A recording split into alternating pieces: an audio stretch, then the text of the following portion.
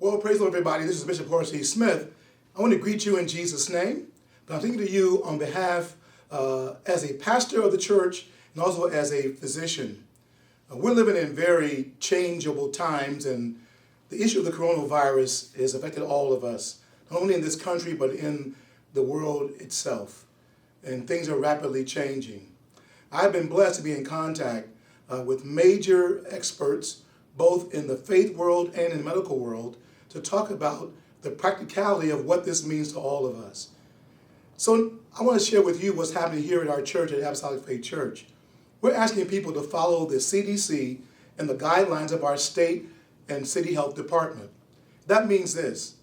Number one, if you have an active viral infection, a cough, sneezing, runny nose, even diarrhea, you should not be attending gatherings and services. You should not travel. Number two, if you have a disease such as cancer, autoimmune disease, where you've been treated and it's lowered your immune system's response within the past year or so, please get your doctor's advice whether or not to travel or even come to services. Number three, you must make sure that you are using good sanitary practices when you attend any gathering. That means good hand washing, preferably with water and soap. Does not matter the type of water you use, but the soap is important, and to go on the website at the CDC and other places and know how to wash your hands properly. The reason for this is that this coronavirus, like many viruses, can exist outside of your body. If you cough, if you sneeze, usually people use their hands to do it. If you do that, then the virus is transferred from your respiratory system to your hands. Again, good and proper hand washing can kill and will kill the virus. That's very important. If you can't use soap and water, you can use an approved, again, products such as Perel and others that really allows you to at least get rid of the virus on your hands. So again, if you're coughing, if you happen to cough, and you're in a gathering, you must practice these sanitary practices. Here at our church, in addition, we're saying to people, you should come to church for almost any gathering, but again, follow the guidelines. We are not canceling services because we have learned how to minimize the risk of contracting or even, again, projecting the coronavirus. When you come to church, we're asking our people to wash their hands. We have at least 90 sinks, water and soap to make sure when you come to church, you can wash your hands.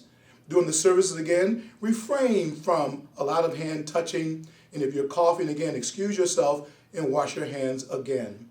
We believe that these precautions will help us to be safe and also walk in faith when it comes to how we should adjust our schedules and our practices with this coronavirus. Of course, as time goes on, there may be additional guidelines for you to use. In our church, because we know that the virus can exist itself outside of your body, we are washing in an increased frequency hard surfaces, especially where our children gather, that we're redoubling our efforts to keep those surfaces clean and fresh to make sure we're not, again, spreading any potential harm to our children and other people.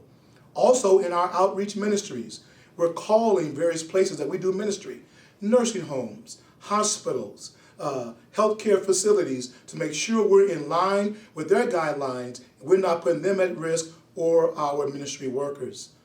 Again, I hope this has been helpful to you. You may have additional questions about this. Please feel free to call our church at 773-373-8500. We can use more specific guidelines.